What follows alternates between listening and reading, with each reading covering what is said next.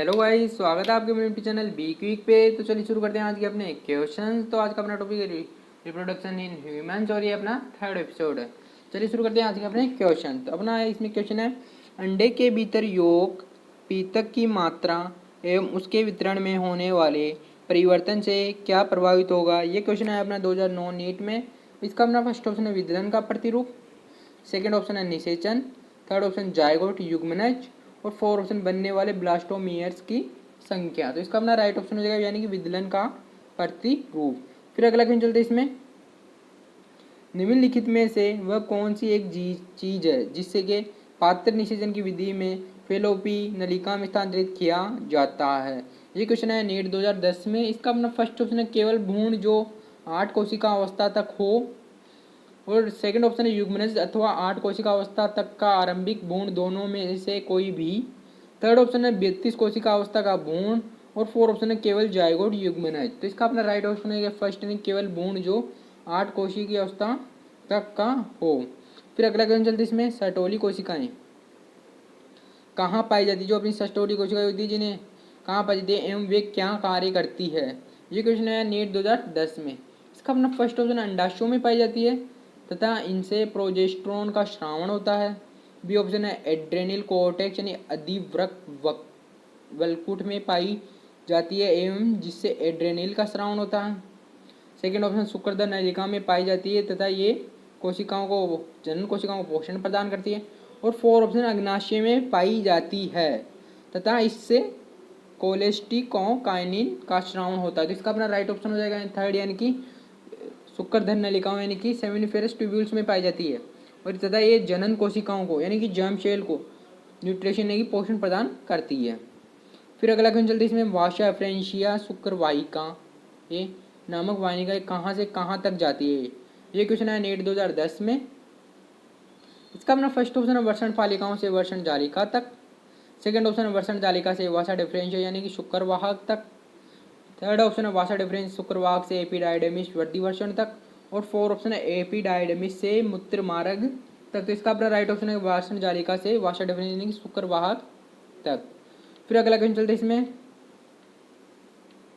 मानव नरों के शुक्रिय प्रद्रव्य में किन दो की भरपूर मात्रा होती है, यानी किस किस की दो मात्रा भरपूर होती है। फर्स्ट ऑप्शन अपना fructose calcium, second option glucose calcium, third option है डीएनए टेस्टोस्टेरोन, और फोर ऑप्शन है राइबोज पोटेशियम।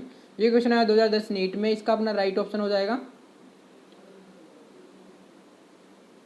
इसका अपना राइट ऑप्शन हो जाएगा फर्स्ट यानी कि फ्रक्टोज की पाई जाती है तथा कैल्शियम की पाई जाती है।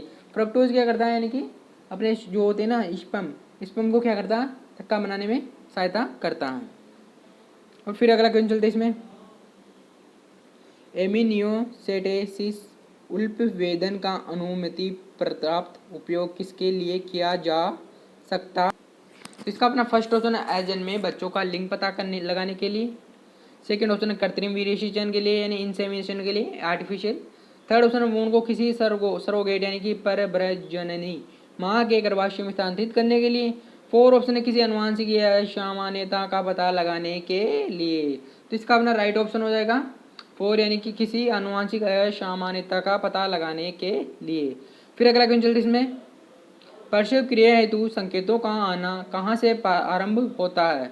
फर्स्ट, और ये क्वेश्चन है 2010 नीट में। इसका अपना फर्स्ट ऑप्शन है केवल अप्राशय, सेकंड ऑप्शन है अपराध तथा पूर्ण विकसित गर्भ दोनों से, थर्ड ऑप्शन है माँ की पिट्यूटरी पीयूष ग्रंथि निकलने वाले ऑक्सीटोसिन से, और फोर्थ ऑप्शन है केवल पूर्ण विकसित गर्भ से।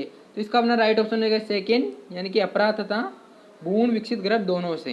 अपरा मतलब प्लेसेंटा, और पूर्ण विकसित यानी कि वेल डेवलप्ड गर्भ यानी यूट्रस।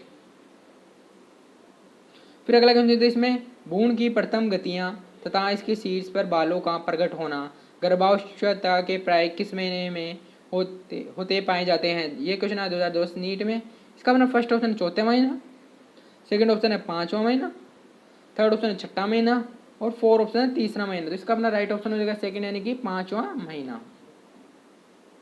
फिर अगला क्वेश्चन इसमें, स्तनीय अंडाणु का दूसरा परिपक्वन विभाजन होता है, यानी कि ये दो क्वेश्चन 2010 नीट में आया हुआ। अपना फर्स्ट ऑप्शन अंडोत्सर्ग के तोड़े से ही समय के बाद वह अंडाणु के फेलोपियन नलिका में प्रवेश करने से पहले ही इस हो जाता है। सेकेंड ऑप्शन तब तक नहीं होता जब तक कि उसमें कोई शुक्राणु प्रवेश नहीं कर जाता।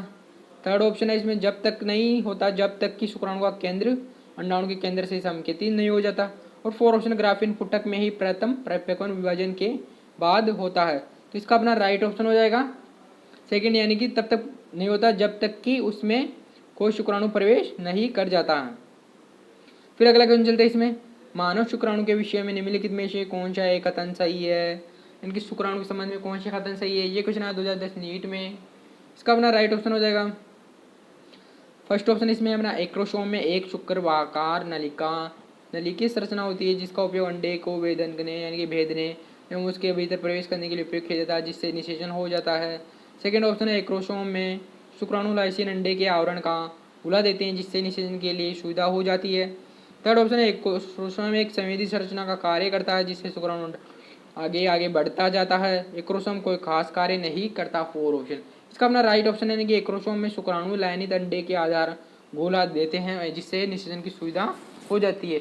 Thank you guys watching this video, please like share and subscribe our YouTube channel be quick. Thank you guys.